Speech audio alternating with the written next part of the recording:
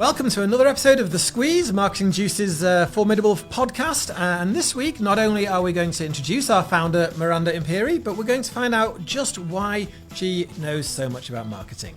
Miranda. Yes, I'm Miranda Imperi, owner of Marketing Juice. And, I've been telling you guys for the last couple months, what you should be doing with your marketing strategy. And I figured it might be time to tell you why I might be qualified to give you that advice. So stay tuned.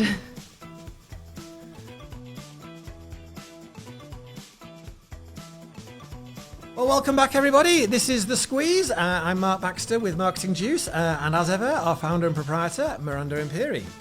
So, Miranda, a little bit different this time. I feel I should have a big leather red book. This is your life. So we would like to understand a little bit about the founder of Marketing Juice and what led you to found the agency and where we are today, and explore a little bit about your background. Take it away. Kind of fell into marketing accidentally. I originally intended to start my career as an artist. So after high school, actually in high school, I was part of a vocational program for visual art and design. And I was pursuing a graphic design degree at Kent. And I became really disenchanted with the college model. And in my first year, I decided not to continue. And I really didn't know what I wanted to do. I mean, who does when they're 18, 19 years old? A long time ago for me. And, I felt very pressured to, make a decision, right? And I went into sales because it seemed like the most viable career choice at the time. And I went through a lot of different sales careers. I was waitressing on the side, had a lot of interfacing with people. I did B2B sales, I did B2C sales, I did door-to-door sales. I mean, just pretty much everything. And it was really emotionally and mentally draining. Oh, yeah, being in sales, it's hard work. It's not for everybody. Exactly. And at a particularly low point, my mom, who is a real estate agent, approached me to become a real estate agent, and I caved and became a real estate agent. I did not know that. So I actually had my real estate license for a few years, which is a totally different level of sales career, right? And I hated it. It wasn't a fun career for me. I definitely respect real estate agents. They work very hard, and they have to deal with a whole lot for absolutely $0. No real estate agent gets paid for what they do until they actually sell a house. So it's a great career choice, flexible in that way, but it really wasn't for me. And so I pivoted a little bit to become a leasing agent for a property. During that time, part of my responsibilities in that job were marketing the property in the community. Mm-hmm. And this was at the time when businesses used to have actual Facebook accounts. So you'd add a business as a friend. There were no business pages, right? And so during my time there, we had a business account for the property that I was leasing for. And then Facebook released the ability to create a business page presence, right? And so me being one of the first generations to be a Facebook user, right? The young person got the job. You're going to do it because no one else knows how to turn the computer on. Right, exactly. Well, and I mean, there were responsibilities there where they wanted me to handle designing the flyer for, the property. And so there was a lot of different ways that my art background and my technical understanding of social media platforms really came into play there. And it was just kind of a perfect storm.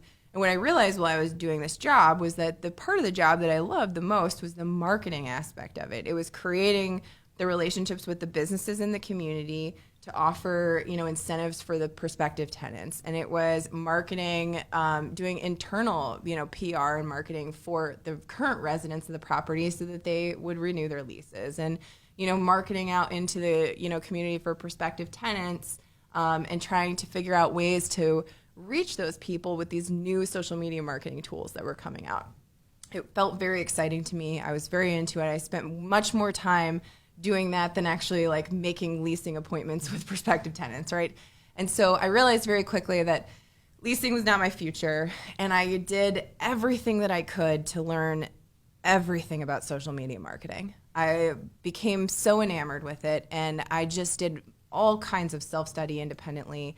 I offered my services for free to all of the business owners that I had in my life, to help them get on social media and start marketing their businesses on social media, creating content, using my graphic design know-how to create visual content for those people, just for free because I loved it, right? And I finally decided to move away from that leasing career, and I got a job at an SEO agency. SEO again? Search engine optimization. Jargon busting. Yes. So I got this job at this agency, and I quickly became very enamored with the other aspects of SEO.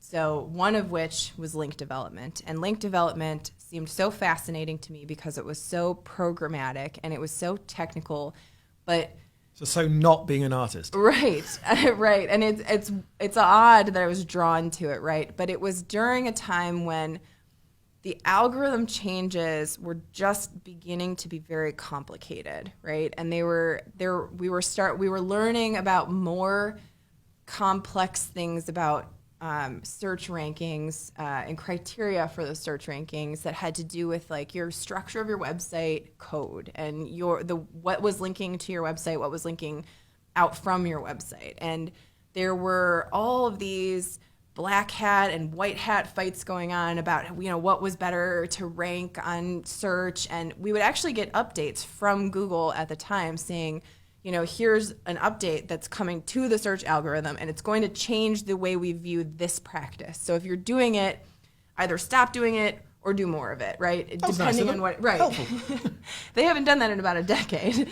So it was very nice.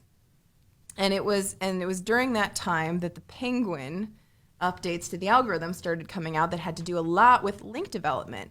And what was happening for a while in the industry was there were a lot of agencies and automations that were being built to just create random spammy links everywhere, right, for businesses. And that would be very effective to rank a business very quickly up the search engine. So let's imagine like you were trying to rank for soccer cleats, and football.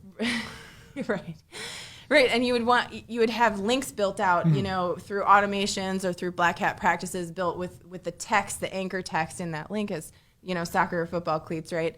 And that would immediately snap you up to the top, to number 1 or number 2 in a search placement. And so everybody was doing it.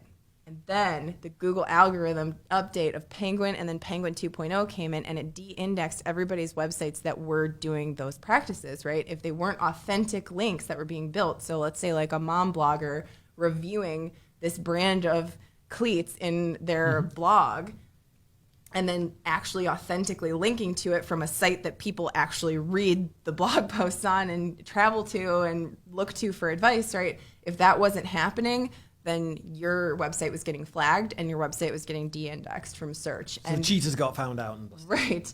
And what was so devastating for me at the time was that I have always been of the mind that the white hat tactics were the best, because it wasn't worth it to risk a client's business over, some quick payday result. But my company didn't feel the same way. And my company insisted upon using black hat tactics, and they did use black hat tactics, and they got small businesses de-indexed left and right. And they took small business owners' money and they outsourced their work to these automation companies in India that were pennies on the dollar. And so it was basically like they were making a 90% profit on what the client was paying them to pay 10% of that client spend to something that was going to trash that business anyway. And it felt so unethical to me. And the more I looked in the marketing industry, in the agency industry, in SEO in general, the more I found more of that. And it was so disappointing. And I became it just was maddening for me. And for a while I tried to fight against it. And I developed my own link building practices. I built a blogger network of over 100 different blog writers and blog hosts. I also built my own websites with content on them that were industry specific, that were actual like writing by real people. And I negotiated and brokered links here and there all over the place to get my clients better placement organically and authentically. And it was much slower, but it was way better long-term for these businesses. And no matter what I did to try to convince my company to go this route, they were always looking to just maximize the profit. And it made me sad. And so I left that business to briefly go into corporate America, thinking, I'll leave this business alone. And my heart just felt called the entire time to the small businesses who were getting hosed by these awful agencies and these marketers who were just using all these black hat practices. Because the thing is, the algorithm is constantly being updated because there are so many black hat marketers out there that are always coming up with new ways to game the system. And there's, no matter how many iterations of this algorithm that are made, there's always going to be somebody out there who tries to find a loophole to get through it, right? So I decided to focus on white hat, awesome. And I wanted to bring a service to the small business owner that was actually effective and that, there was zero risk for them. I mean, I can't tell you how many people come to us as Marketing Juice and tell us, like, I'm really skeptical about hiring a marketing agency because I got burned before. I got scammed before. I paid a bunch of money to a guy who told me he knew what he was doing, and then I never heard from him again. And it's just like, for every one of me, there's 10 of them. And it's frustrating, and I feel like I'm always climbing this uphill battle of, like, marketers can actually be good people. We can actually have really good intentions, and we're not always trying to scam the public into, some quick get-rich scheme, right? And I think, like, small business owners are especially susceptible to that because they don't have any understanding of our digital marketing industry. And I'm sure most of what I said about algorithms and updates and, like, people are not going to understand, unless you've Which is why you use an outsourced agency. Well, right. And, I mean, we were even speaking earlier about when I hire people into the industry who are younger and they don't have any education about how we got to where we are with the current search engine, right? And I think that's really important to understand that as a foundational part of what we're doing. And that's why I feel qualified to tell people, like, how to do their own marketing, right? Like, I've had to navigate that space in the agency world as a marketing director, as a small business owner myself, and I've experienced it through nearly every iteration, since I was a teenager. And so it gives me this really unique perspective. Plus, I love it.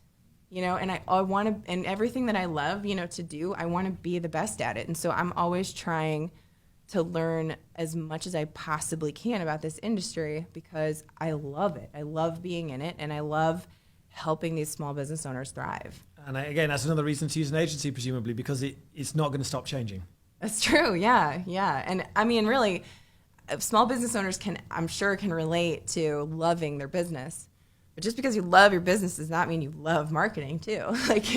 But I do. I love marketing. And that's, I do want to help these people take that load off of them and be able to run their business smoothly and know and feel confident that, like, no matter what we're doing for their marketing, we're not going to be putting them in a worse off position down the road. There have definitely been times where clients are like, well, I wanted to see faster or more results by such and such a time. And I understand that. And there's, like, a certain, element of this business that, like, we just cannot predict, right?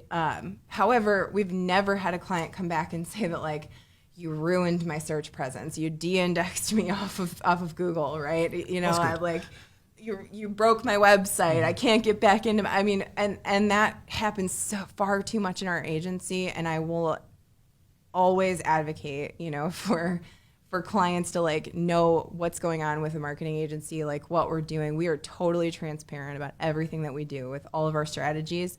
Because I don't really believe that there's any secret sauce to this business. I honestly think that it's just a mindful effort that wins out every time.